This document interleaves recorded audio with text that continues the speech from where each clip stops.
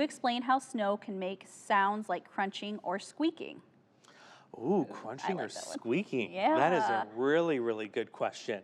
Think about snow. It's made up of tiny, lots of frozen crystals. Almost like you're taking a handful of, do you guys know what Dippin' Dots are? The real Oh, small yes. dippity dot ice cream. So imagine that, but on a much, much smaller scale.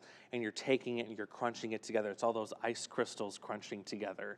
It's kind of a nice sound. For me, it's relaxing. I think of bubble wrap. Bubble wrap, yeah, exactly. That's another good analogy. Just take your bubble wrap on a much smaller scale. Think of like millions of them Yeah. in your hand and you're crunching them together.